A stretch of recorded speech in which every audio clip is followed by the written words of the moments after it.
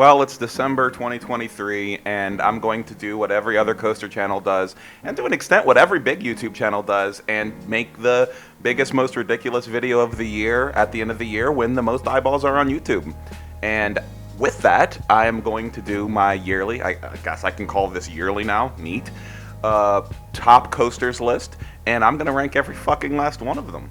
So anyway, to start off with, I want to give you some information about how I'm going to do this crazy shit. First of all, the footage might look a little random. I only put footage on my channel that has like the parks themselves when I visited them with walkthroughs and stuff. I've got some POVs, I'll throw them in there too, whatever, but don't complain about that. Anyway, also, while I've been on most of the stuff in the US and Canada and a few international things, I'm only going to have a list where I list coasters in the US and Canada, right now it's just US, where it's a coaster that's at least better than the worst Aero Mine Train. Anything worse than that, I'm not going to bother ranking. So there's coasters you've heard of, I've been on, that aren't even on this thing. For example, Vortex at Carowinds. That thing is a colossal piece of fucking shit. I'm not ranking it because I hate it. Anyway, I also want to shout out the coasters that I think have a legitimate shot at making my top 100 that I haven't been on yet. And about 75% of these are going to be part of my road trip next year, mostly in the Northeast and New England. I haven't been there yet, on the most part, other than a few things in Pennsylvania and New Jersey, but I'm going to do all of that shit. Don't worry, stay tuned for next year where most of these are going to be on the list. Those coasters are All-American Triple Loop at Indiana Beach, which is pissing me off because I was supposed to ride it 2 years ago, and I've been to Indiana Beach in the last 2 years, and it's still not open yet. Sucks a fuck. I think that has a good shot. Goliath at Laurent is basically just the Camelback king of B&Ms. I think it has a shot.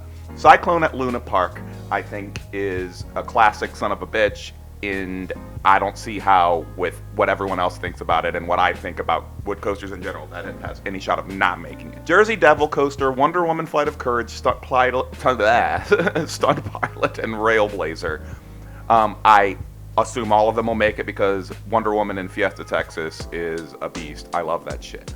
Monster at Adventureland, I almost rode this year, but I'll have to do next year at an ACE event or some crap. Leviathan at Canada's Wonderland, it's a fucking giga, of course. Gold Striker at California's Great America. I need to get to that freaking park before it closes. Holy shit, I don't know if I'll even make it. And Flying Turns at Knoebels, which was incomplete when I went in 2020. I think those all have a shot at making my top 100. The following ones, I think, have a shot at making my top 50. I might be wrong on a lot of this, but this is what I'm thinking. Storm Runner at Hershey Park was fucking closed when I went to Hershey's Park. Wildcats Revenge at Hershey Park didn't even exist. Ravine Flyer 2 at Waldemere, it's a gravity group. I want to suck gravity group's dick, so I mean, that's what it's going to be for that. Cannibal at Lagoon is, I don't see how that wouldn't be ranking really high. Wicked Cyclone at Six Flags New England, I love RMCs, and Coaster at P&E Playland, which is essentially Phoenix on cocaine, from what everyone says. I think those have a shot at making my top 25. These have a shot at making my top 10. Phantom's Revenge at Kennywood, Superman the Ride at Six Flags New England, Boulder Dash at Lake Compounds, holy shit, which I think could even make my top 5, 4, and Intimidator 305, which is a son of a bitch, because I've been to King's Dominion twice, basically just a ride, and it was closed both times, so fuck Intamin. On that note, oh boy, alright, let's start with, the worst Aero Mine Trains. Number 254, River King Mine Train at Six Flags St. Louis. 253, Trailblazer at Hershey Park. 252, Carolina Gold Rusher at Carowinds. 251, Cedar Creek Mine Ride at Cedar Point. 250, Runaway Mine Train at Six Flags Great Adventure. Those are the rejects of the Aero Mine Trains. They're fun, I like them. I'm going to ride them at least once every time I go to these parks. But yeah, no, the other ones are way better, and almost every other coaster is way better. That's my floor of what I rank. Vekoma SLCs, you ain't gonna see that shit. This is the bottom. Number 249, Mad Mouse at Michigan's Adventure. Number 248, Mad Mouse at Valley Fair. Aero mice are some of the only mice that even made this ranking, because Wild Mouse coasters are usually not very interesting, especially like the Zamperla nonsense. But these are fun. They feel like Aero. The only reason that these are so low, really, and I think they could make it even higher, specifically Michigan's Adventures line, is the line. The lines are fucked. You have to wait 2 hours to ride a fucking Wild Mouse, and that's the most unacceptable thing. Valley Fair is like Valley Fair's Mad Mouse is a tiny bit better, but still terrible in terms of waiting for it. I don't see how I can ride any of those more than once or without a flash pass, because fuck off. Number 247, Joker Funhouse Coaster at Six Flags Over Georgia. I think I had to go 5 separate trips to Six Flags Over Georgia for them to open this damn thing, and they finally did. And I mean, I was impressed enough to make the rankings and be over those other things. It's a cute little ride, good family coaster, more thrilling than you'd think, and yeah, not bad. Number 246, which was the thumbnail of last year's shit, Fort Yesterland at Yesterland Farm, formerly called Range. It has a sign on it telling you that it's rough as shit, and it's a park where the average guest riding the ride is like 9 years old. It's a complete children's park. So for them to have a fucking Alan Herschel coaster that beats you up is hilarious. And I just saw they added another Herschel tiny coaster that looks exactly like it. What the hell? I gotta go back there just to see if I hate that one too. There's no way it's more rough than Range. It's still Range in my mind. Range is the funniest coaster name. Anyway, 245, Mad Mouse at Little America. Also a Herschel thing. I mean, what can I say? It's A-tier Wild Mouse. Not S-tier, because there's some S-tier later on. But it's a lot of fun. It's one of those where you are restrained 0, and if you felt like it, you could just stand up and jump and injure yourself pretty severely. I don't think it's tall enough to kill you, but you could totally cause a scene if you felt like it. I don't recommend that, though. So, just follow your own advice with not jumping off a wild mouse. Number 244. Holy shit, this is going to be such a long video. Pony Express, Knott's Berry Farm. I mean, it's a decent family ride, but one of the least memorable things at an otherwise amazing park. Enough to rank, but not enough to really talk about. I'm sorry. Next up, it's going to piss off you Disney people. Number 243 and 242. Big Thunder Mountain Railroad, Disney World, Disneyland, Magic Kingdom, all that crap. It's fine. They're okay. And I mean, honestly, I had to go and watch the POVs of them again to even remember what I thought about them. I had pretty crappy memories on both because I had a toxic ex-girlfriend and we were just arguing a lot, and that's like all of my Disney experiences. So I need to go back to maybe appreciate Disney more. I don't know, but I don't see it being anytime soon because Disney and good coasters seem to be magnetically opposed to each other. Well, I mean, yeah. So, and I also rank coasters based on my best memory ever on the best ride I've ever had and my afterglow, how I feel. And I have no afterglow for almost anything at Disneyland, so that's probably why I'm gonna appear as a big Disney hater in this video, but deal with it. Number 241, like for example, this Rewind Racers at Adventure City. Like the little bootleg park down the street from Knott's Berry Farm has this shuttle Gerstlauer that, I mean, pretty fun, but I mean, yeah, it beats stuff from Disney, so I'm sorry. It's fun. It's absolutely worth stopping by and spending $30 or whatever. It was the only coaster that was open in that tiny ass park, which sucked, but what are you gonna do? It's a fun ride, I guess. Number 240, Wavebreaker, the rescue coaster at SeaWorld San Antonio. It's a very high quality family ride, but family rides, I mean, my ideal coaster is one that just obliterates my senses and crazy shit. Like, that's why Intimidator 305 is the only coaster left in the United States with any shot of making my top 3. I need it to be intense, so the perfect family coaster is still not going to do much for me. I mean, shit. Whatever. Number 239, Scream at Six Flags Magic Mountain. This was very close to being completely unrankable, mainly because it's a fucking bad roller coaster. But I had a ride once where my friend Colson hated the coaster so fucking much that he legitimate, just watching him hate it was so funny that I loved that single ride on Scream at Six Flags Magic Mountain, and that was enough to make it rank. It's a headbanger thing, the exact opposite of what you expect from smooth B&Ms, because that is not a smooth B&M. It is a rough, shitty roller coaster. Number 238, 237, 236. Corkscrew at Michigan's Adventure. Corkscrew at Valley Fair. Corkscrew at Cedar Point. Corkscrew is like the worst or second to worst coaster at Cedar Point. Says a lot about the park that even their worst shit is rankable. But at Valley Fair and Michigan's Adventure, they straight up need these as supporting coasters, which is some sad shit because they're not good. They're rough, they're bad. It's not very exciting.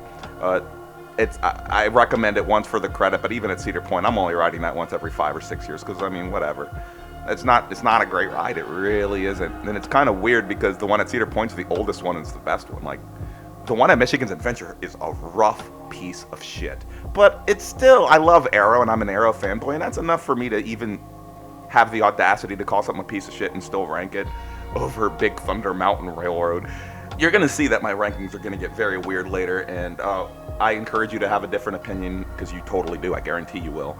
All right, so number 235, Carolina Cyclone at Carowinds. It is basically those coasters plus, like, I don't know, like an extra loop or something. It's just a little bit more, but it's still like whatever. Nobody cares. All right, number 234 is my worst ranked wood coaster. So keep in mind, I love wood coasters, and I'm gonna rank / overrank these things high as shit. And anybody who doesn't like wood coasters, honestly, I don't like you. Continue to have your opinion, but don't share it with me, thanks. Wood coasters are the best, and you're an ass if you don't like them. Number 234, Little Dipper, Six Flags Great America. It is a kids coaster that does absolutely nothing, but it's still a wood coaster, and it's still a treat. I enjoyed it. It has a clone at a different park that is ranked way higher because of the operations. At Great America, you have to wait a while to get one lap, whereas at the other place, the conditions are better. I'll tell you about that later. Number 233, 232, 231. Woodstock Express at Kings Island, Woodstock Express at Kings Dominion, Woodstock Express at Carowinds. These are all pretty decently fun kids wood coasters. Like, I'm gonna ride them every time I go to each of these parks. They're fun. They're all about the same in quality. I don't think the Carowinds and Kings Dominion ones beat the Kings Island one by too much, but I mean they're fun, they're worth it.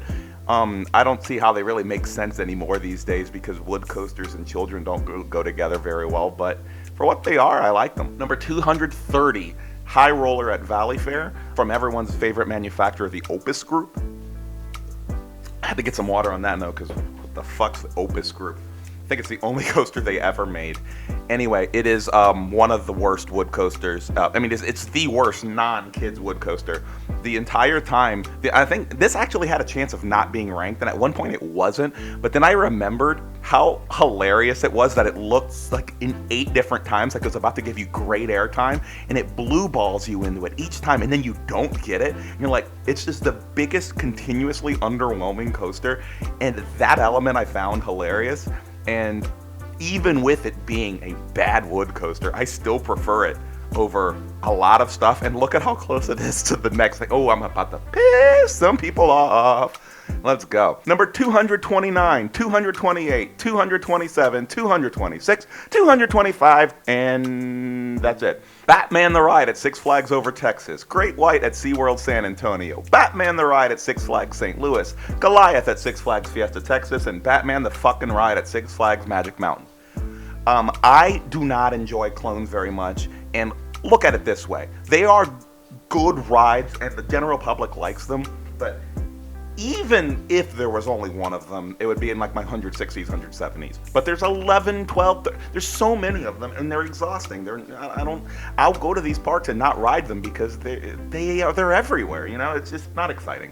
They're good for what they are, but I had trouble even attempting to rank them against each other. It was mostly settings based and how the day went. I mean, there's a couple that are legitimately way better, and those are ranked higher, but Batman the Ride is not an experience I seek out or I'm excited about. I'm sorry, but it's just not. Anyway, at number 224 and number 223, we have Green Lantern at Six Flags Great Adventure and Riddler's Revenge at Six Flags Magic Mountain. They are the only stand-up coasters that I even found enjoyment out of.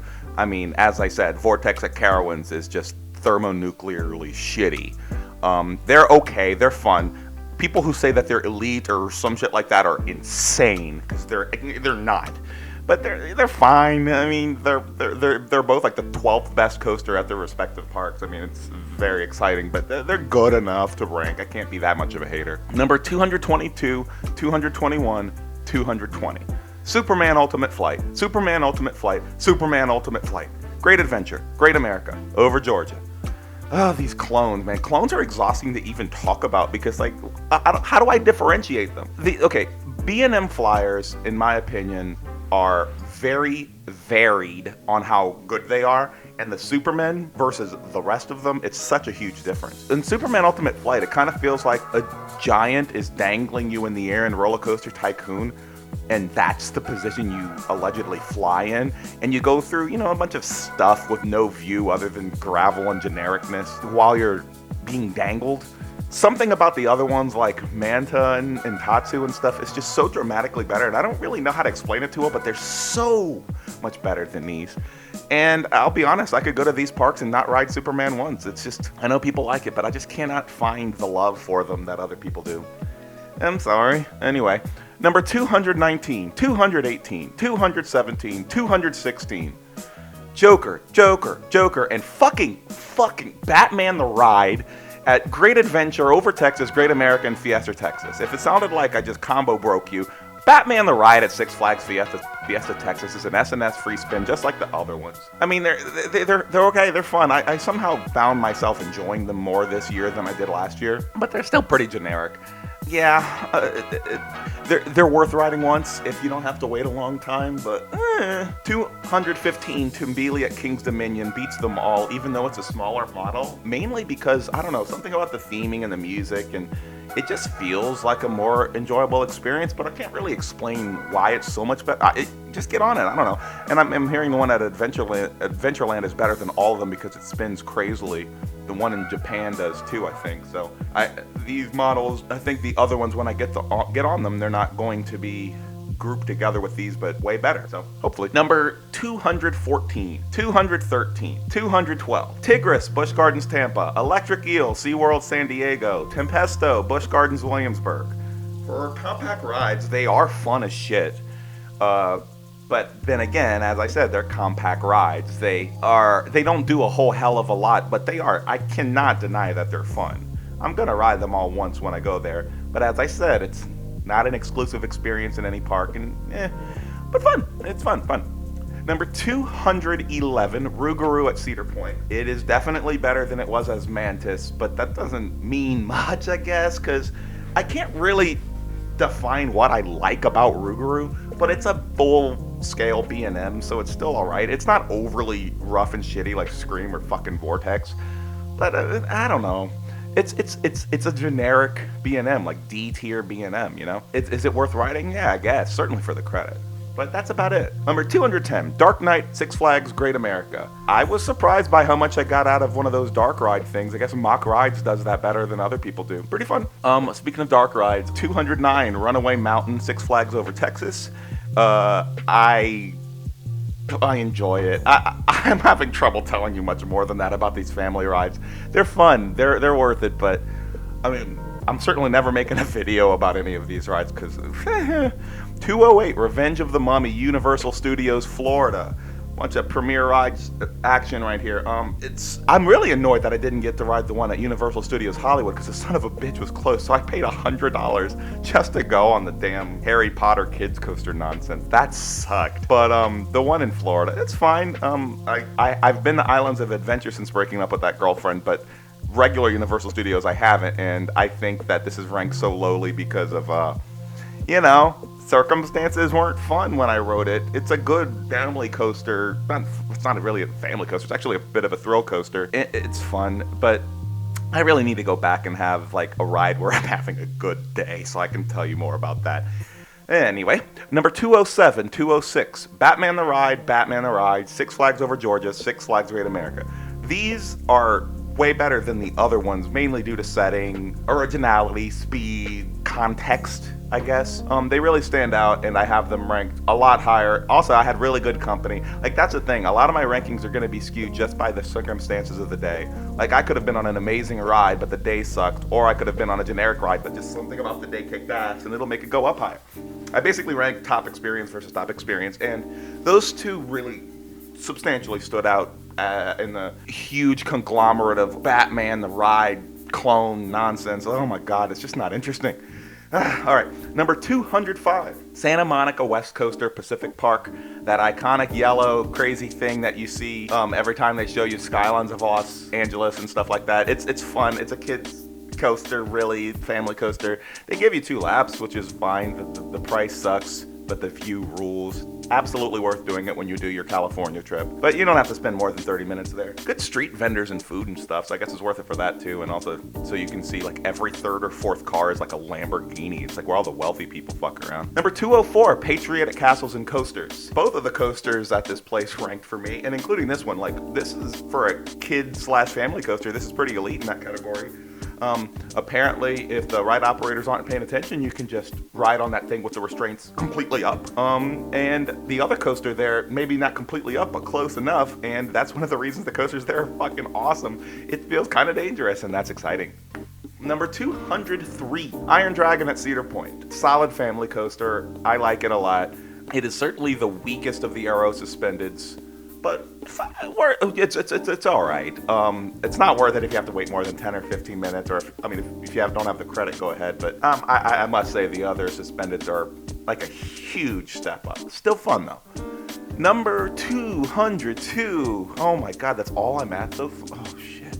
Daredevil Dive, Six Flags Over Georgia, and 201, Iron Shark at Galveston Pleasure Pier. Generic Gerstlauer Eurofighters, they're both the same kind. They're fun, but they're fucking short. Iron Shark is way shorter than Daredevil Dive, and Daredevil Dive is more intense and packs a punch. So in that sense, Daredevil Dive is better. But Iron Shark, the setting at the beach, just like on West Coaster a little bit ago, it really is the whole point. And I think that's it. Like, you're ending in the brake run over water. You know, it's a really cool visual and a lot of fun. It really is. The price is not a lot of fun. I mean, $16 to ride a coaster at the beach is clearly extortion because you don't have any other options for entertainment, and for that, fuck those people. But as a coaster, they chose a decent one. Number 200, Flash Vertical Velocity, Six Flags Great America. Number 199, Steel Venom Valley Fair, and I'm assuming, you know, if it still existed, number 199.5, Wicked Twister at Cedar Point. I don't rank defunct coasters. So, Intimate Impulses. I prefer the one at Valley Fair for sure because it has the damn holding brake, which is the weirdest fucking feeling that only that in X Coaster you feel it, where it just feels like they just grab you in midair and then just it's fucking freaky. But yeah, the Intimate Impulses are great, and all I want for Christmas is for Intimate to make another full-scale Intimate Impulse coaster, like full scale, not these little shuttle nonsense things, like Volcano the Blast type of stuff. I think any effort whatsoever on a full-scale Intimate Impulse will be better than like every fucking inverted B&M. Like, seriously, come on, Intimate, stop fucking around. Such a good model, and they don't do anything with it. Number 198, a freaking Wild Mouse that actually made it to my coaster rankings. It is wrong. See, I caught myself flying. I'm at Wonderland, because I forget which is which. Wonderland Amusement Park in fucking Amarillo, Texas. Let me go. Texas Tornado is the Hopkins. Okay, cool. I caught myself before I fully fucked it up. Texas Tornado is their Hopkins coaster where they fucked up making one of the loops. They designed that coaster on a napkin or something like that, and it was clearly a prototype because just Google the name of it. Texas Tornado Wonderland. One of the loops is hilarious where they have like one of them shrank, but then they have these weird supports holding the track way lower from the top of the loop than the other one. It's hilarious. It looks bootleg, but it's not rough. Nothing about it really sucks, but at the same time, there's not a lot to write home about, so it's hard, you know. The other coasters that are supporting coasters technically in that park, I have ranked higher, so that's why I fucked up just now. And you'll hear about them later. Number 197, Invader, Busch Gardens, Williamsburg. My 56th favorite wood coaster, so you can see how many are ahead, is my least favorite GCI for sure. That's another one of those wood coasters, but attempted for families and stuff. Like, that's just not my bag. I like my wood coasters to have personalities, and Invader, it does what it does right. It's smooth, it's good, but you know, that's about it. I'll take Invader over all the other shit above it, or below it rather. So there's that, defending it, I guess. Number 196, Manta, SeaWorld San Diego. What really sucked when I went there is I was like a few weeks away from Emperor opening when I went in January 2022 or something. So unfortunately, Manta was the highlight of the park, and for that reason, like, that park sucks, like, for coaster enthusiasts. Like, there's nothing to talk about there. But Manta was good. You know, launched family, you know, keyword family coaster. It's all right. I mean, if you're in San Diego, you're going to Belmont and shit. This is down the street. You might as well. But it's a family ride. For a family ride, it's about as well done as it gets without it being something like, you know, Hagrid's. Number 195, SpongeBob Rock Bottom Plunge, Nickelodeon Universe in Minnesota. It's a Gerstlauer Eurofighter, but it's just way the fuck better than Daredevil Dive and Iron Shark. It has more inversions, more intensity, more interesting anything. The indoor setting is also pretty wild, but it's actually not my favorite coaster there, which is wild because it should be, just like with Manta, but not Manta, with the other thing. But it doesn't matter. I don't even know what I'm talking about anymore because I'm high. All right, number 194, Thunder Run, Kentucky Kingdom. I liked my re-rides I got this year. It's not a family Woody. It has some to it, but I mean, it's rough and not the fun way. Because look, I love crazy rough coasters. You should see where I rank Grizzly, the old Grizzly, the Grizzly everyone hated. But Thunder Run's roughness is just not in the fun way, I guess. It's a good, complete experience, and I'm gonna absolutely ride it every time I go there, of course. But I don't know, it could have been a lot better, and would have been possibly a better RMC candidate than Storm Chaser when Twisted Twins or whatever it was converted. I mean, it's all right. It's Din Corporation. I should have just said that right off the bat. It's Din Corporation. That's why it's my 55th favorite wood coaster. Number 193, Laugh Track at Hershey Park. This coaster is a blast to ride while high. I mean, the whole place is a trip. It's like a fun house. It's a relatively intense indoor mouse type of thing, but it's fun. It's actually great. I like Laugh Track a lot. And if you're under the influence of stuff, it's even better.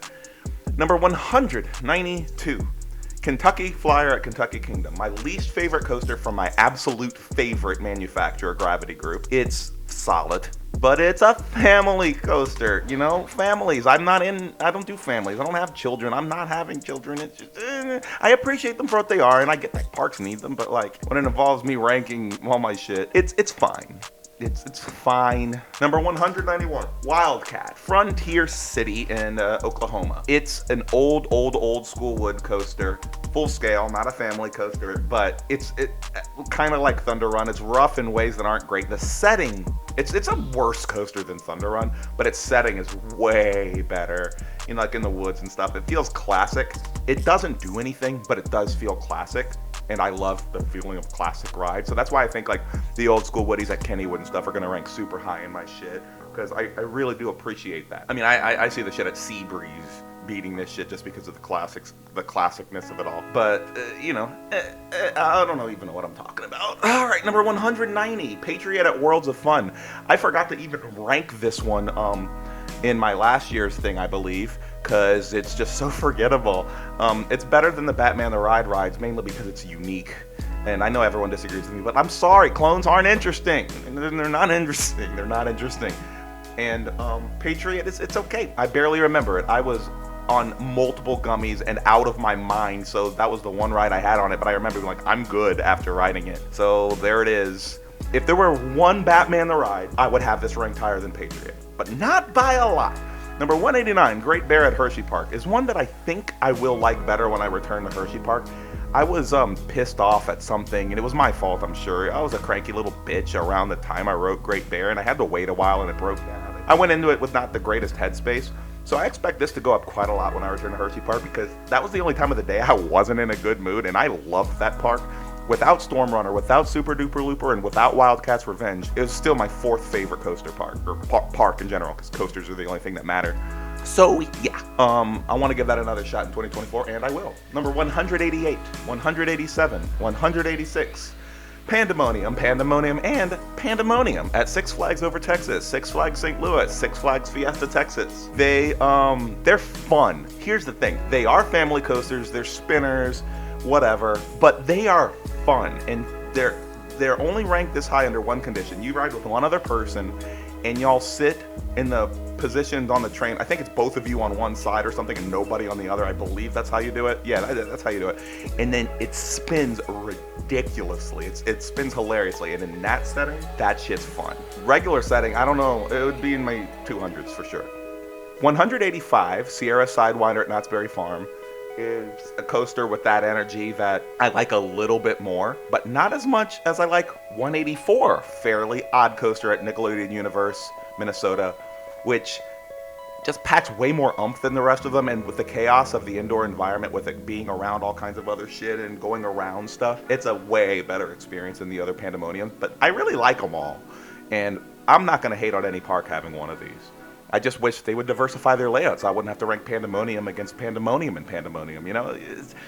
Clones, stop it. I know it saves money and shit, but just buy 3 and then sell 2 of them to a competing chain so I don't have to see it at the same time. That doesn't even help. Just don't build clones. Just spend more money.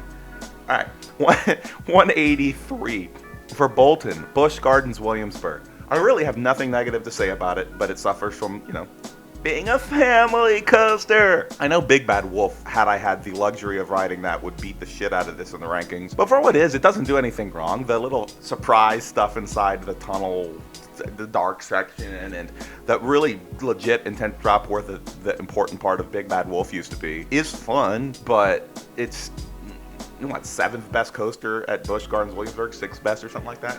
It's 7th, 8th, I don't even know. Something like that. It's fine. Number 182, Windstorm at the Texas State Fair by the Showman's SJ Entertainment. Probably the only traveling fun fair coaster I've ever really enjoyed, because I haven't been on the legendary stuff in Europe yet. I hope 2025 or 2026 for all of that. But for now, Windstorm I think is the best traveling coaster in the US. That state fair is absolutely fucking crazy. They had 5 coasters there. All the food was insane, and it was a madhouse with how many people were there. So I don't see myself returning anytime soon or possibly ever. But Windstorm, pretty good. Pretty good. Number 181, Rolling Thunder, Tropic Falls in Alabama. Technically my home park because I live in New Orleans. This is a sad highlight coaster for a park that is the closest to me at like 3 hours away. It's absolutely frustrating to have to deal with that bullshit. But it is what it is. Oh my God. I do hear that they are expanding. They bought a bunch of shit down the street. The ride operators at the ride told me that. So this park might actually start to matter in the coming years because I hear they're trying to go a lot bigger. The thing is beautiful. When you're driving past it on the side of the road, it looks legendary, and it just doesn't deliver. It feels like a bootleg Eurofighter, but at the same time, I don't know why, I have slightly better memories than on the other ones, the other Eurofighters. Despite it feeling like a bootleg, it's more intense. It's a little more random. The 3 across seating is interesting. I like it, I guess, but I'm not trying to go to Tropic Falls more than once every like 3 or 4 years. I have to go back because the last time that I went to that park to record a video for this channel, it was nighttime, and it was just so awful, the footage from a GoPro at night, that I just didn't even release it, so I have to try again. So I'm not excited to have to go back, but I will. But it's and they could never replace it with something else because with the current setting of the park, that coaster is the park. Like every single other ride surrounds it. So in that setting, it's kind of interesting. But number 180, Invertigo at Kings Island, which I don't think is going to be there for many more years because, like, great plot of land and it's a boomerang model. I mean, keep in mind, not a single regular boomerang makes this list because Vekoma boomerangs are fucking crap. Some are crap, some are shit, and some are abysmal. Like the one at Six Flags St. Louis, fuck that shit. But Invertigo, something about what model type is the Invertigo? I freaking forget. Invertigo at Kings Island. It is a Vekoma Invertigo. Very nice. That's what I just looked up. Very exciting. So the inverted version of the boomerang somehow is pretty smooth, pretty fun, and enjoyable. How that makes any sense whatsoever beats me, but yeah, it's worth going, especially if you haven't gotten the credit yet. Because I don't see this thing lasting much longer, quite honestly. Number 177, Tigger at Indiana Beach, is the only one of the Schwarzkopf, like the things, like the little goofy little fucking RC car through the track kind of thing that I've been on. I think they have one, a lagoon and some shit. But anyway, really fun. It's a great supporting coaster. It's an intense and kind of freaky family coaster type of thing. It's not overly crazy, but it's fun and absolutely worth getting a credit on, considering it's like 3 steps away from Cornball Express. So yeah, not bad. It was closed on my last visit, which sucked ass, but I will ride it again when it's open when I'm there. Yay, whatever. Number 178, Pepsi Orange Street at Nickelodeon Universe in Minnesota. It's basically an extended monorail, and it doesn't really do anything, but I don't know why. It's my favorite coaster there. It's fun. It's like the most fun scenic tour coaster that I know of. I think I don't know how you define that, but it just crosses through everything. It's enjoyable. I don't see myself really ever returning to Nickelodeon Universe, but it is my highlight there, with the exception of that flat ride where you can spin and control your own speed. It feels like a fucking X2 flat. That thing's better than Pepsi Orange Street, but for coasters, this is the best. Number 177, Blue Hawk, Six Flags Over Georgia. It feels like similar jank to the Arrows and stuff. The restraints aren't bad. I heard it used to be a lot worse. The head chopper elements are fun. I like it. I'm gonna ride it every time I go to Over Georgia. It's a little better than having nothing to say about it. I mean, dude, that lift hill is possibly the slowest lift hill on planet Earth, and it's hilarious to watch how useless it is. You'll see Great American Scream Machine cycle its full course while that thing is going up the lift hill. It's ridiculous, but it's fun. I do enjoy it. Yeah, that's about it really. Number 176, Swiss Toboggan at Little America. I probably have this ranked higher than anyone else because it is a bad roller coaster. Chance toboggans are fucking shit, but it is so funny. I mean, you have this claustrophobic thing with the thing pressing on your chest. Jankiest loops ever. That dip after the 5 helices, you just get smacked. If you're over 6 feet, get ready for spine pain after that ride. It's so shit. I'm probably gonna overlay footage of Swiss Toboggan over this section because I love ridiculous rides and I love unique rides. Granted, there's like 32 of these, but I think this is the original or second original or something like that. And it's the only one left in the United States. So where else do you go for one of those now? Like Brazil? I think they just opened a fucking one of these in Brazil, which is really funny. A few steps away from Swiss Toboggan is number 175, Meteor at Little America, which is the same type of coaster as the kids coaster thing. What was it called? Yeah, Little Dipper at Six Flags Great America. It's the same ride. However, here's the freaking difference. You get to ride 3 laps on this thing. The ride operators have the coolest attitude. They're like teasing you, like, I don't know if I'll give you a second lap. Do all of y'all really want a 3rd lap? And the kids are like, ah! And it kind of tours around the park and you get to see everything. And it's just a vibe. The setting really makes a difference. And even though this is in a little family nothing park off the side of the road, it's just the atmosphere is the word. It has such a better atmosphere. It's fun. Next up on the list from hell, there is the good mine train list, and let's do them in order. Number 174, Dahlonega Mine Train at Six Flags Over Georgia. Number 173, Gold Rusher, Six Flags Magic Mountain. Number 172, Runaway Mine Train at Six Flags Over Texas. Number 171, Adventure Express at Kings Island. Number 170, Roadrunner Express at Six Flags Fiesta Texas. And number 169, my favorite Aero Mine Train, but it's on shaky ground, Thunderation, Silver Dollar City. Let's start from the top. Dahlonega Mine Train, the one I have ranked the lowest, is a very complete experience and a total vibe. I got some drizzle rides on drizzle zen rides on it, and it was just, as I said, a vibe, man. It is a family coaster, but something about it is just so pleasant, and it feels a little old. It feels classic. And yeah, there's a lot of these mine trains, but they're all really different experiences from each other, and I really experience that. I really appreciate that. Number 173, which is Gold Rusher, it's a little more intense. It's a pretty complete experience. I got a Zen ride on this too, so like maybe they're not as good as the bottom arrows, but these Zen rides, I like it. It's a good ride, but I mean it's outclassed by almost everything at Magic Mountain because that park is just stacked. But yeah. Runaway Mine Train at Over Texas is great because, you have like the interactions around like Mr. Freeze and stuff. It's long. It's fucking long. Adventure Express at Kings Island was the most recent one I got on because I just somehow hadn't gotten to it until like 2022 or something like that. It is, dude, it's fun as shit, and nothing beats the hilarity of you being like, really? There's a third lift hill after all that shit? With all like the weird like animatronic stuff, and then it ends, which is hilarious. A long lift hill to be the end of a coaster, which is just the biggest buzzkill, which is so funny. And Thunderation at Silver Dollar City, the view is incredible, it's beautiful, but I'll tell you what, my girlfriend who hadn't been on coasters yet, this was only her second coaster ever, and she fucking hated it because it was so rattly and violent, and yeah, this thing got way rougher from when I rode it in 2021. Like, what happened? It's still my favorite because I've had really good memories on that thing.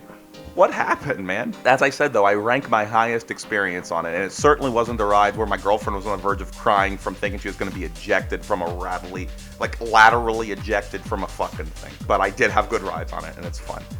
All right, next up. It's 168 Anaconda at King's Dominion. Aero multi-loopers, there aren't many of them left. It is a jank. It is a jank. But it is also a treat, over the water and then hanging around with I-305 over there, which I fucking haven't ridden yet. God damn it. It's worth it. I like Anaconda way more than most people. I can see people hating it. But I can also see people hating 167 Viper at Six Flags Magic Mountain. It's these old aero loopers, man. You have to ride it to formulate your own opinion. My buddy Colson fucking hates this thing, but I fucking like this thing. It feels old and kind of bad sometimes, and it's rough, and you kind of have to ride defensively. But something about those aero coasters, their imperfections are pleasant to me. So I'm kind of in the middle. You got the people who hate Viper, and then you have people like Thomas XL200, fucking funny channel, which you should subscribe to. The dude, he's like, it's like his number one or some crazy shit like that. Yeah, it's a vibe. It's a good ride. Number 166, Gatekeeper at Cedar Point. It's low as shit. Look, all I have to say about Gatekeeper is that it's a pointless roller coaster when the one at Holiday World, Thunderbird, shits all over it nuclearly. Thunderbird is basically the best shit ever compared to Gatekeeper, and it's just a whole nothing burger. It's beautiful, it's smooth, the setting's great, but it does nothing. It's not. It's like a gate. It's a gate keeping you from the good rides at Cedar Point. Not like that joke was pretty poor. I'm sorry, I didn't enjoy my own joke, so I'm gonna pretend I didn't say it. Number 165, Cobra's Curse, Busch Gardens, Tampa. Number 164 is Scorpion at Busch Gardens, Tampa. Cobra's Curse is great. The track is really random, and dude, riding it high, it's just you when it starts going the wrong way and shit. It's hilarious. The sensations are really fun. And yeah, it's a family coaster, but it's to an extent that a goofy enthusiast thrill seeker like mine can still really get a lot of value out of it. And Scorpion is Schwarzkopf. It's not a wonderful Schwarzkopf, and you'll see another one in the same tier and a couple numbers down, but it's still classic, a lot of fun, but doesn't compare at all to stuff like Shockwave at Over Texas, just not even close, dude. Anyway, number 163, Icebreaker at SeaWorld Orlando. I haven't been on Pipeline yet, so I guess that should have been in my top 20 thing earlier. I think Pipeline might have a shot of making my 100, but anyway, I'm talking about Icebreaker. See, here's the thing. They were attempting to make a family coaster with this, but no, they didn't. They made a thrill coaster. Icebreaker is pretty legit. It has one moment that I would even call ejector airtime. It's not very long. It's kind of, certainly a supporting cast coaster, but I had a good time on it. But is that a family coaster? I don't think so, man. I really don't fucking think so. Number 162, Cyclone at Wonderland, my favorite wild mouse. Just like the one at Little America, it has absolutely no restraints, and its setting, it's in a park that looks like it's trapped in the 1970s. The rides, the people, the food, the people, they behave like they're from a different decade. It's like nobody in Amarillo has ever left Amarillo, and Cyclone just encapsulates all of that. It's just an old-ass miler mouse, and it's no restraints at all. It feels crazy. It's kind of scary. I know it's safe, but it feels like it's possibly not. And the ride operators don't really give a fuck, and I love parks like that. It's so relaxed, and I love it. Number 161, Silver Bullet at Frontier City. Similar energy as Scorpion at Busch Gardens Tampa, but I like it a decent bit better. I somehow found my way to Frontier City for a second time last year, and it was closed for the season, which was bullshit. But, in the case I ever return to that park for a third time, I'm excited to ride it, I guess, because Frontier City is the opposite of stacked. It's a pretty rough park. They need a good coaster there badly. They need 3 good coasters there. Number 160, Mousetrap Wonderland. It is a Pinfari that made my rankings. This has nothing to do with all those other Pinfari, like little fun fair traveling pieces of shit. This thing is legit. It is basically a massive state fair-esque coaster with wild ass airtime. The restraints are really high up, the lap restraints, and it's my favorite coaster at this really goofy ass park. And you got to get on this thing. It's a sleeper. It's a total sleeper. You get on it like, well, here's the definition of just a credit. And then when I rode it, I was like, I got off of it. I'm like, what the fuck was that? That was like intense. That was sick. So it's worth going to Wonderland. That park is, what the hell, man. Number 159. Number 158. Backlot Stunt Coaster, King's Dominion. Backlot Stunt Coaster, Kings Island. I don't know if you'd really call this a family coaster. It's pretty thrilling. They're fun. These things are just a great palate cleanser after going on like a crazy thing nearby. The lines aren't great, so I'm only ever riding this thing like twice on a day where it's kind of dead, which is usually what I'm aiming for when I go to an amusement park anyway. But don't sleep on them. They're fun. Might rank a little higher if there were only one of them, but I don't think it's stunted by that too much with it. Oh, ew, not intended. Sorry. With it being a clone, because I think there's only 3 of them. I'll let it pass. Number 157, Rock and Roller Coaster at Disney World Hollywood Studios. One of only a couple coasters in any Disney park that do anything. Ha ha ha. Sorry, Disney people. Your parks fucking suck for coaster things. It's a bit of a nothing burger, but it's fun. It's quick. Not much happens, but it's thrilling for what it is. And if it were, near me, I'd ride it a lot, because nothing's near me, so I can't ride anything a lot. So yeah, but it's outclassed by so much shit. Number 156, Hurricane Fun Spot Kissimmee. Kind of in the same spirit at Mousetrap at Wonderland. This thing is like a supersized fun fair coaster, but ENF Miler's version of it is even crazier. This thing has like legit wicked airtime. It has aero jank kind of, but like fun fair sized and big. It's a big ass son of a bitch. And that makes me excited for the Prairie Screamer thing in Texas that I haven't gotten onto yet, which I don't know why I missed it the last time I was there. I could have totally gone down the street. I think I just forgot. But don't sleep on this thing. It's really fun. I would love for ENF Miler to just go completely wild with it and make like a 150-foot tall one. And I think they could pull it off, and it would be a coaster where everyone's like, wow, look at this enormous piece of shit. And then they get on it, and you're like, wow, that wasn't a piece of shit. Let's get on that 10 more times. Like, I think that model has the potential for it. I think that model has can be the definitive that thing, the fucking fair ride style. I don't know what they're called, because I'm not an expert in roller coasters, but, yeah, I like it. Number 155, Flight of Fear at King's Dominion, which is not as good as the one at Kings Island. I don't know why, but it's just not. It's a good, thrilling, indoor, kind of quick, happy thing. It's fun, but I don't know why, but it's so outclassed by the one at Kings Island. I don't know if it was like some features were missing and it was rougher. I don't know. But it's paired with 154, Joker's Jinx at Six Flags America, which is really interesting because I got a Zen ride on my only rides on Joker's Jinx, because I went to a day where that park had like 30 customers total. It was insane. I don't even know why they opened. But the first half kind of sucks.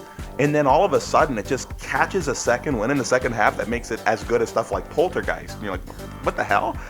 It's a very weird ride, but worth riding. I like it. And if it were like the second half the whole way, I'd rank it way higher.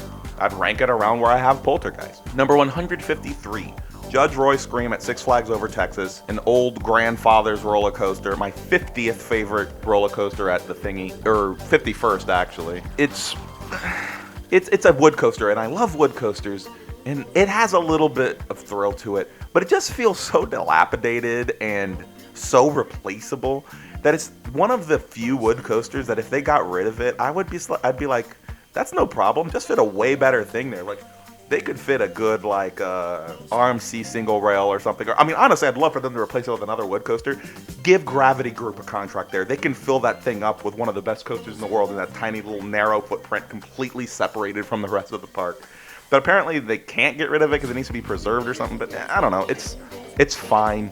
But look what it's paired with. 152 Hurler at Carowinds. I mean, another not incredible wood coaster. I think it's better than most people think it is. It got a lot rougher between 2021 and 2023, but it's still a coaster I want to ride like twice or even 3 times when I visit Carowinds, because even though it's nothing special, and Hurler should get, the Twisted Timbers treatment too at Carowinds, but I mean, honestly, what they should do is just replace it with a big GCI or Gravity Group. Gravity Group, fuck GCI. No, I love GCI, but Gravity Group is the best.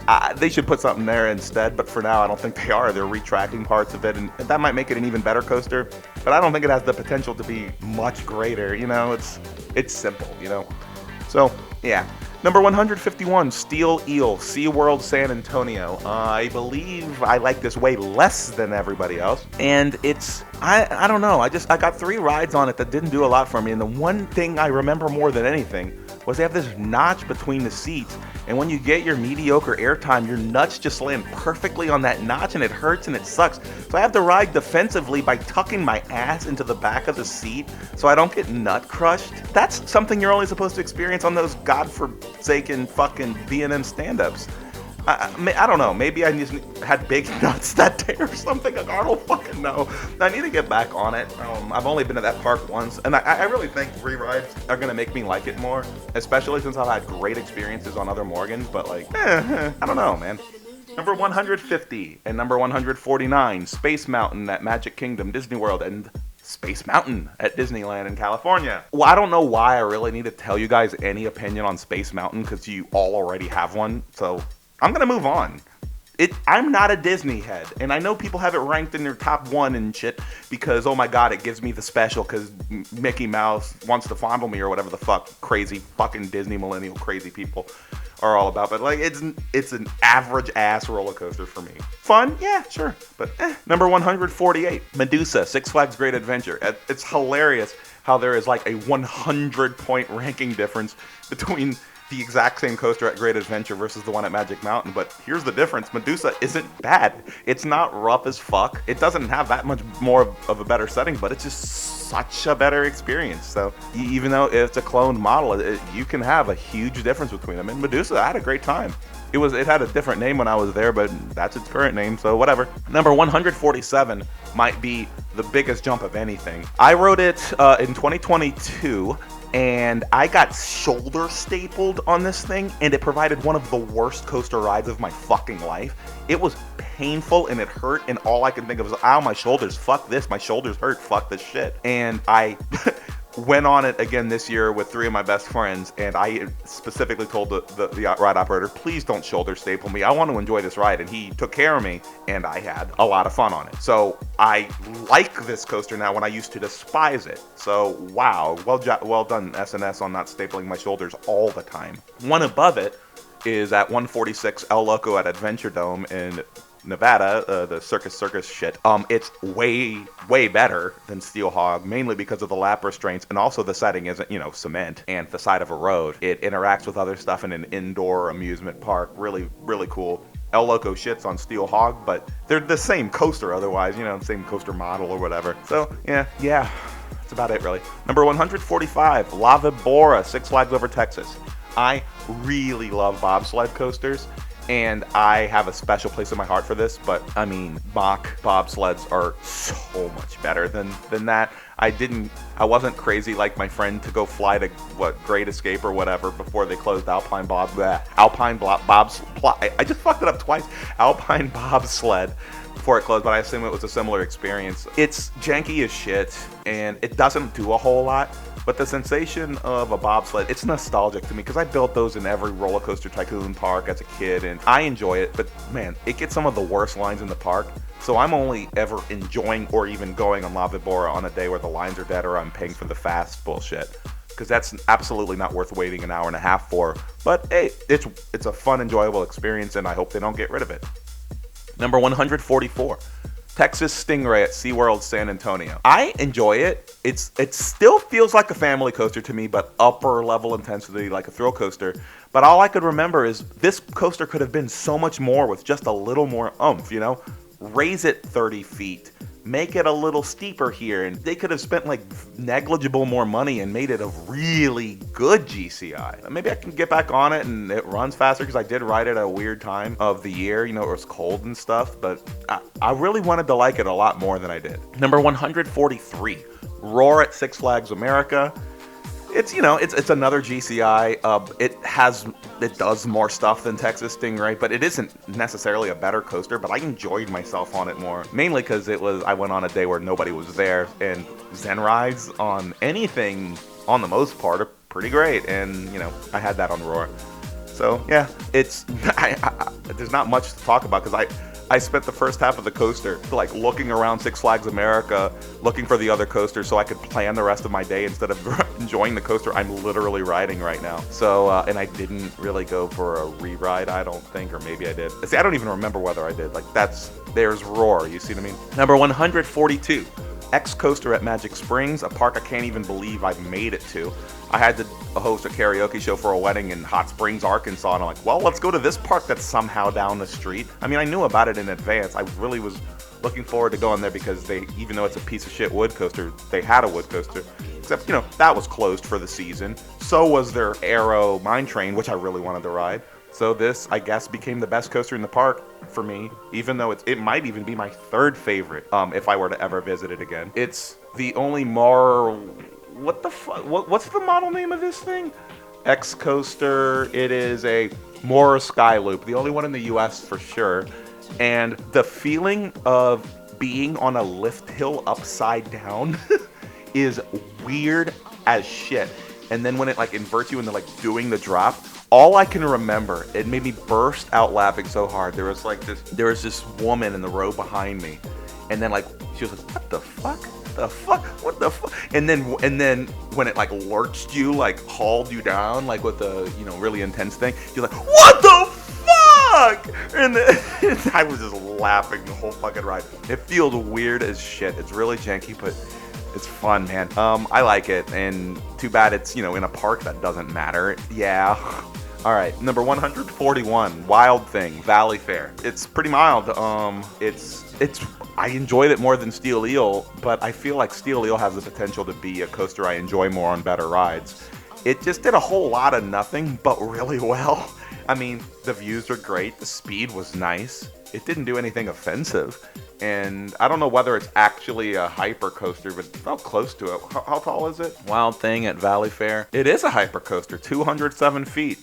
So what? That makes it my second least favorite hyper coaster. I mean, it's all right. I'm glad it's there, and I enjoyed it, I guess. But like, for it to have such a non-descriptive opinion that I can't really elaborate on, even though I rode it 3 times, like. Yeah, it's fun. I wish I had it near me. I mean, put it that way. Number 140, Giant Dipper, Belmont Park. Pre-Prohibition. Why am I going there? Pre-Great Depression coaster from 1925, and I had to get on that because, dude, classic stuff rules, and it feels like it's from the 1920s. With the atmosphere and the setting, it feels classic. It's rough. It's rough, and it's not incredible. But I loved it. I think I rode it like 5, 6, 7 times. I even got I Survived Giant Dipper shirt that I still wear. So I'm glad I went. But is it a destination coaster for anyone other than crazies like me? No, it's not. But hey, I mean, if you're somehow in San Diego, go ride that shit, man. Number 139, Valravn at Cedar Point. I don't get the hype, guys. It's fine. It's fun. But it doesn't do anything. All it does is it provides a great visual for the general public to go, ooh, ah, ooh, ah, ooh. And it's relatively forceless. It doesn't do a whole lot. But is it a good coaster? I can't say it's not. I mean, it gets what it needs to do done, but like, I will ride it, but the lines get crazy, and I'm not waiting more than 20 minutes for Valravn ever. Sorry. Number 138, I find a little bit better, even though I guess technically Valravn's a better coaster. I just had way more fun on SheiKra at Busch Gardens, Tampa, which is similar story, but I just think it's better.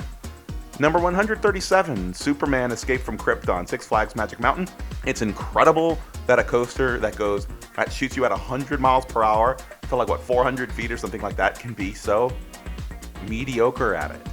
Like, I love Intamin to death, but it's not even remotely a highlight of Magic Mountain. And also, its operations are dog shit. I've only ridden the backwards one, and I had been to Magic Mountain on 6 separate days with 1 hour left to go on my final day there over 2 trips, and finally they opened one side of Superman because it was closed for the rest of all of it over 2 years. And I got off it, and I'm like, I'll get on it one more time, and I enjoyed it, but like, that's it. Every other coaster that launches anywhere near that speed shits on this, but I'm glad it's there, I guess. Number 136, Expedition Everest at Disney World, Animal Kingdom. I mean, it's a great experience with the family stuff. It does enough stuff to keep you on your toes, but like, it's the only thing that matters at Animal Kingdom for me, because I just don't care about themed stuff and the things Disney people care about. You know, they're a cult. But for a coaster on its own, it's extremely well done. But in the thrills department, it's not really all that great. But is it worth riding? Of course. But you're going to get more enthusiastic opinions about Expedition Everest from people who are more Disney heads. As far as like a thrill ride enthusiast is concerned, Expedition Everest isn't really worth a fuck. But I have to appreciate what it is, you know? Number 105, Wolverine Wildcat. Holy shit, this is like 12 wood coasters in a row. Number 135, Wolverine Wildcat at Michigan's Adventure. I rode it earlier this year with the new Titan track, and I love the unique experiences. And you'll see as this list gets further down that I rank a lot of weird things really highly, and it's basically, it provides an experience that you haven't seen otherwise. And Wolverine Wildcat, the first half is smooth as ice, like suspiciously smooth on a wood coaster, because, well, Titan track, right? And that was pretty refreshing on its own. But then they get off the Titan track, and then it becomes what it used to be, and it sucks. Like, it's bad at that point. And I'm just laughing out loud at the juxtaposition between the two things. And I like the part too. And I mean, my second favorite coaster at Michigan's Adventure is that. What a sad park. But I mean, I enjoyed my time there, but I don't see that many people like loving this thing, but I like it. I really like it. Number 134, Pegasus at Mount Olympus, the worst wood coaster there, and one of my friends considers it his actual least favorite coaster, like lower than the SLCs. And I understand that opinion, but as I said, as a unique experience seeker, this thing is fucking ridiculous. It feels like a teenager having a temper tantrum while drunk, the roller coaster. It has little wild mouse turns that make no sense. It feels like it's just pissed off and not doing anything. The forces are weird as fuck, and then it like breaks your neck at the end of it. And I think that's hilarious. Like, why was this built? There's no coaster anywhere on Earth as dumb as Pegasus as a wood coaster. It's just dumb. It's a dumb ride, and I like it. Number 133, Viper at Six Flags Great America. I think it's a clone of the Coney Island Cyclone, which I can't wait to ride, but it's generic, in my opinion. It feels fun, it's nice, but I prefer all the other PTCs really over it, and it's designed by Six Flags themselves rather than a manufacturer that actually exists, so it could have been a lot better, profiled, built better, you know, all that shit? Yeah. Number 132, Legend at Arnold's Park, which is definitely nowhere near the intensity of Viper, but ever since it got rebuilt by GCI or whatever, I rode that earlier for the first time this year, and it was just a treat. It was a joy. It felt classic. The setting was nice. It was very compact, very intimate setting, I guess, for a tiny wood coaster, and it's fun. I really enjoyed my time in that park. In my 3 or 4 rides on it, which I have a POV of, and I'm assuming I'm going to throw into this video when I throw all the video footage into it or whatever. All right, number 131, Wild One at Six Flags America is the first of many PTCs. So let's just do them all. 131, Wild One, Six Flags America. 130, Racer 75, Kings Dominion. 129, Racer, Kings Island. 128, Blue Streak, Cedar Point. 127, Screamin' Eagle, Six Flags St. Louis. 126, Cannonball at Lake Winnepesaukee. 125, Comet at Hershey Park, and that's it. 124 is a different thing. All right, starting with a wild one. It very classic and old school feeling, and I appreciate it about that. It doesn't do as much fun stuff as the other ones, but the classicness of it is really appreciated. It just feels classic. It's worth riding, and one of the highlights of Six Flags America. Racer 75 is not as good as Racer at Kings Island, but Racer 75 is a great ride nonetheless. It's not that much lower in quality than Racer. It's actually pretty marginal, to be quite honest with you. And it didn't duel when I rode it, so that has a lot to do with it. And I'm not even sure that they even do both sides every season. They only do like one or something. I'm not really sure. I only rode one of the two sides of it, unfortunately. Whereas Racer at Kings Island, I did ride it dueling, and I love Racer. It's the tunnels at the end. It just feels like it's a time capsule at parts. It's smooth. It's a good experience. There's a lot of camaraderie with the other train and stuff, and it's a lot of fun. I really like it. Number 128, which is Blue Streak. Same thing. It just the classicness of it all. It's a good thrilling coaster. It's a little janky, but the only reason that it's ranked lower than a few of these is that some are just a larger scale or something. They do more umphy stuff. So like Screamin' Eagle, it's not as it's rougher than the other ones, but it's huge. The scale of it is huge, and that makes it a much more complete experience, which I really enjoy. Similar scale to Great American Scream Machine, which isn't in this group of PTCs. I have it ranked a good bit higher. Number Cannonball at Lake Winnie, it feels kind of dilapidated in a way, but very thrilling at the same time, which provides a very unique experience. It feels like the unpolished, crazy shit that your grandparents were like, holy shit on, and it's preserved well, and the park looks like a fucking time capsule all around, and I love that thing. Comet at Hershey Park has buzz bars, or had when I rode it. Maybe when you're watching it now, they won't be there anymore. So I loved how at IAPA they were like, we know all of you are going to be so excited when we get rid of your buzz bars and put tighter restraints. Fuck you. We should be adding buzz bars to things, not getting rid of them. I don't even know if PTC offers buzz bars anymore, which is absolutely a tragedy, because what PTC needs to do is hire somebody to like design rides again and not just make trains and then make a buzz bar hyper. Okay, do that. Number 124, Lightning Racer at Hershey Park. It is a large-scale dueling GCI, which sounds like the best shit ever, but then it doesn't deliver on a lot.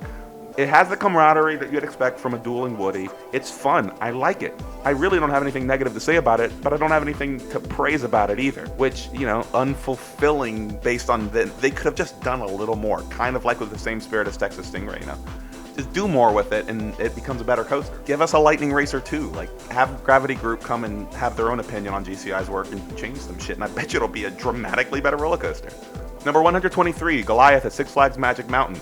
Gio Vanola's weird thing. I had this and Titan rated basically right next to each other. It's a massive hyper, large-scale thing that just delivers on so little relative to what it could. I like it, but it could have been so much better. At times where you think you're about to be just murderously ejected from your seat, you just don't. It's still fun. It's still a huge, fast, big-ass roller coaster, but it could have been a lot more. Number 122, Canyon Blaster at Adventure Dome in Circus at Adventure Dome. It is one of the two smoothest arrows, along with Tennessee Tornado and Canyon Blaster are, oh my god, this video's a mess, are the two smoothest arrows. This one's indoors, so it's preserved really, really well. It's kind of crazy, goes through tunnels and shit, and is a pretty complete experience. It isn't perfect, it still has over-the-shoulder restraints, and still is a little bumpy. It's fun and worth going to, but not elite, Number 121, Flight of Fear at Kings Island, which is way better than the other fucking Flight of Fear. Thrilling, indoor, fast, yay, no complaints. It's a lot of fun, but what isn't a lot of fun is having to wait the longest lines in the park for the 8th best coaster in the park. That's stupid shit. Number 120, Poltergeist, which technically shouldn't be ranked higher, but it's like the outdoor version of that. And I just gotta tell you, late at night with that big light package, all the green shit everywhere, it's head chopper after head chopper, fast, thrilling. It's cathartic. It's a cathartic roller coaster to ride, and I really love that thing. And I think it's a better model outside rather than inside, even though from the customer standpoint, it's less interesting or whatever. I don't care. I fucking like it. Number 119, Powder Keg at Silver Dollar City. I only got one ride on it in my first 2 trips there, and I remember getting off like, what the fuck was that? The launch was excellent, and everything after that didn't make a whole lot of sense. But this time I did it right. I rode it like 4 times. I got the night ride. It is still a random ass roller coaster, but I appreciate it more now. The launch is great. S&S fucking launches are fucking awesome shit. The first half is wild, and that drop, the views on Powder Keg, especially in the dusk and at night, it's epic. It's straight epic, and the thrills are good. It kind of feels like I don't know, like a smooth arrow or something like that in the intensity. But then it has like a lift hill after all of that completely breaks the momentum, and then it just like does a little more. You know how like on the Beast there's a ton of shit and then a lift hill and then only like 20 more seconds of coaster? It's like that, but scaled down. It's like 7 more seconds of coaster. It doesn't make any sense. Very, very clearly a coaster that they like edited later, but that doesn't mean it's bad. I really like Powder Keg, especially now that I got to actually experience it properly, you know?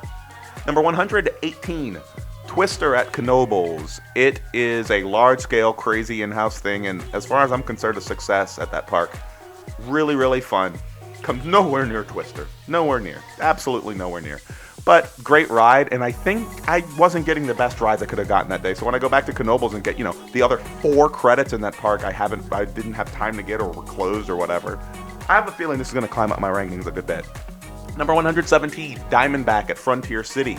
It's the arrow launched loop thing.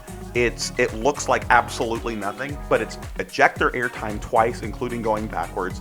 Super oddly intense. I love the thing, and you just have to gamble on whether you go to Frontier City and the thing's open, because you have like a 20% chance of it actually being open, and Oklahoma City's near nothing that matters, so it's pretty rough. But I got lucky. It was open in both trips.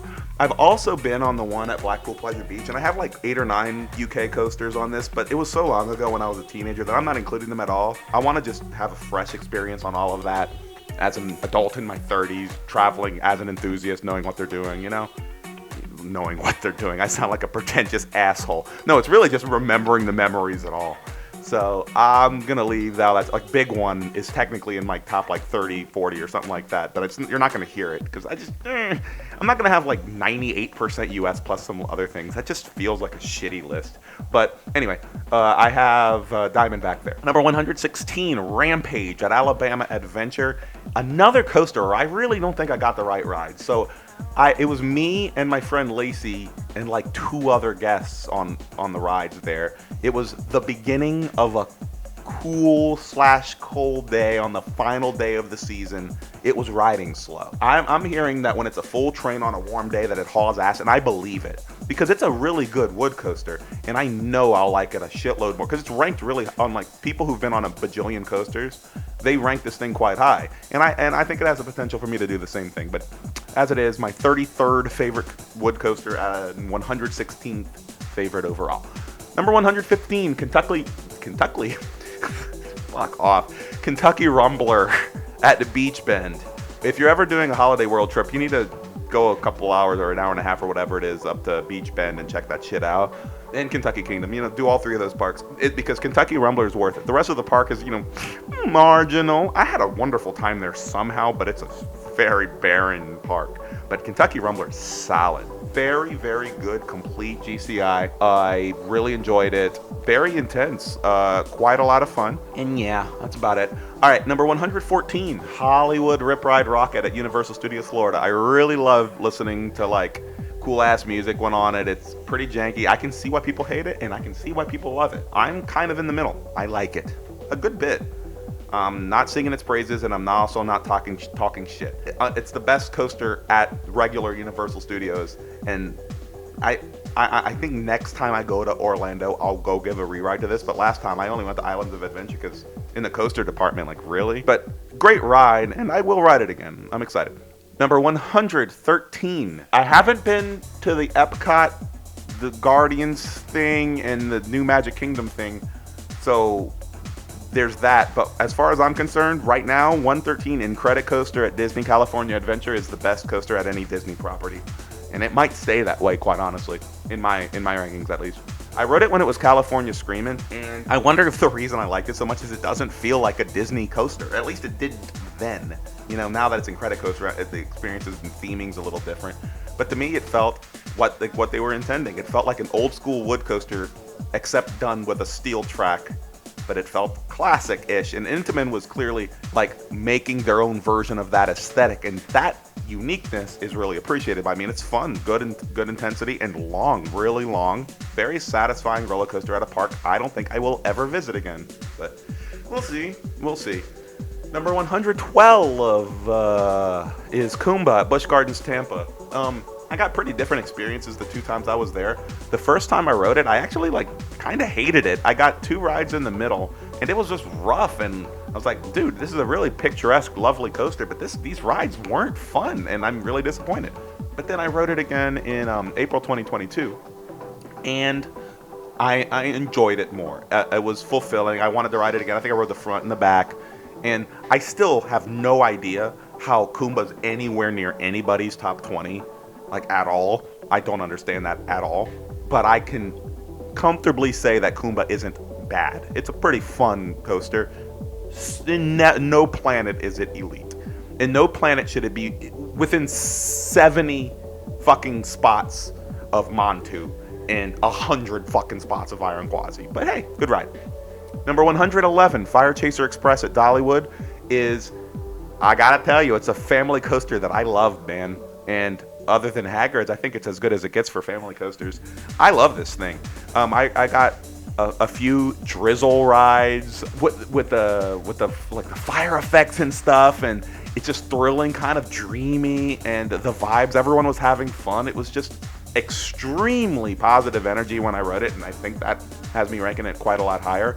And it's thrilling. It's fun. I don't see how anybody can hate this ride, like whether you're the general public or an enthusiast. It's just solid, fun ride, you know? Number 110, Great American Scream Machine. It's my second favorite PTC. It's a full-blown complete experience, and I really wish I could have ridden it when it was like disastrously terrible, like everyone complains about it, because I bet you I would have ranked it even higher. But I've ridden the 2 versions of it, the not that version and then the really cleaned up version of which it is now. They retracked a lot of it, and now it went from pretty fucking rough, when it used to be like disastrously rough. It went from pretty fucking rough to not rough, kind of smooth. And they got rid of my favorite part of the ride, where when it slams into the station, everyone like boomerang slams their heads back onto the fucking train from just the brick wall hit from the brake run, and they fucking smoothen that out, and I'm really sad about that. But either way, I love Great American Scream Machine. One of the highlights of that park for me. Number 109, you'd be shocked, but a B&M Hyper, 2 of them actually, aren't even in my top 100. Apollo's Chariot at Busch Gardens Williamsburg is the shittiest B&M Hyper. It's a great ride, but relative to the other ones, it's so outclassed, man. It's a ride that could have been more. It's not intense in moments where it should be. It's a fun ride, but it just makes you want so much more. And I can say the same about 108 Candemonium at Hershey Park. It's glass smooth, ice smooth, fun, but could have been a lot more. And then when it's sitting right next to Skyrush, which is actually a thrilling roller coaster, it's just so outclassed that it makes me have trouble appreciating Candemonium as much as I wanted to. Like, it might have cracked my top 100 in a different park, I don't know, but it's just, both of those coasters could have been more. Number 107, Raptor at Cedar Point. I don't know what to tell you. I guess I'm not the biggest B&M invert fan like a lot of you guys are, even though I have a couple of them ranked pretty high. Raptor's a great ride. I like it, but I can't call it elite. I can't call it elite. It's a little rough, but really intense, really fun. I don't have complaints, but what do you guys find elite about Raptor? I don't know. I can't find it. Number 106, Jaguar at Knott's Berry Farm. You see, my rankings are getting a little, like, what the fuck? Here's the thing about Jaguar. I go to parks on a lot of marijuana. I'm in a goofy, giggly headspace. When you get on row 32 or something of Jaguar in the back row alone, never ride Jaguar with someone next to you. You get a scenic park tour of the whole damn park, ping-ponging between the left and the right sides of the thing. Boom, boom, boom, boom, boom, as you just like get to check out everything at Knott's. It's fast enough. And it used to go through Montezuma's loop, which was an epic moment. And I think I caught a ride like where the loop was like right near me. I'm like, this is a vibe. It's a blast. I love Jaguar. And yeah, I think I probably have that thing ranked higher than anybody. Number 105, Hoosier Hurricane at Indiana Beach. It is a coaster that looks so much more epic than it actually is, but the views are so awesome. It has greater views than the Cornball Express does, I think, but it has a lot of moments where you just wish it had more airtime. However, it never has lines. It's a good time. It's fun. It's worth riding a few times because you don't have to wait. And it's part of one of my favorite amusement parks. I love Indiana Beach. And Hoosier Hurricane's pretty solid. And CCI, honestly, when they were making coasters, they could do no wrong. I loved everything about them. Megazeph would have, for example, would have been absolutely in my top 100, but I don't rank defunct coasters. So. Or memories from when I was 12. So I don't know if I would have even ranked it even if it still existed. But then I would totally ride it because I drive past Six Flags New Orleans all the time. I love looking at that shit. And not being able to ride it ever since Hurricane Katrina. Fuck off. All right. So number 104, Cheetah Hunt, Busch Gardens, Tampa. It is allegedly a family coaster. Honestly, it feels like an Intamin Blitz that just should have done more. And they toned it down so that it could be family-esque. It's a fun ride, and I love Cheetah Hunt. I hate the lines. Worst fucking lines in the park. But when you don't have to wait in the lines, and you want to just have a palate cleanser, middle tier intensity, decent ride. And for me, middle intensity is 10 out of 10 is Sky Rush, and 1 out of 10 is like a Wild Mouse, because I don't care about things that aren't intense. I'd say this is middle tier intensity and fun. I enjoy that shit, and I don't even know what I'm talking about. Number 103, Dr. Diabolico's Cliffhanger at Six Flags Fiesta Texas, which I think it's legitimately better than Valraven and SheiKra. It's maybe smaller scale. That first drop, with the 95 degrees or something, that airtime hill is a legit, actual airtime hill on a non-B&M hyper B&M. And I appreciate it. It's fun. I like that ride a good bit, and it just feels more refined, And the refining feeling makes it a better coaster to me. 102 is X-Flight at Six Flags Great America, which is very thrilling, but short. It's so short. Everything in Six Flags Great America is so fucking short. If they doubled that length, I would think it was super awesome. It would be my 60s or 70s. But as far as I'm concerned, the 13 seconds of X-Flight or whatever are a lot of fun, and you just wish there was more. Number 101, Titan at Six Flags Over Texas is, as I said earlier, used to be equivalent to me, maybe a little bit worse than Goliath at Magic Mountain. And I actually had this ranked lower. But then I went back in 2022 and it felt like a different ride. Like the mid-course brake run didn't slow you down to 0 miles an hour anymore. In fact, I didn't really feel it very much. And it went from like almost graying out to almost blacking out on that insane helix, and like, whoa, the coaster dramatically changed over time, and I'm like, fuck yeah, I love that. And yeah, there you go. Number 100, and I think I need it for like the first time in my channel. After this, I'm gonna take a break and record a part 2. I'm going to at least take a break now because my nose is on fire because I hadn't dusted my microphone thing, and my allergies are absolutely on fire. I need to take a Claritin, and now I'm gonna take that break. My nose is on fire.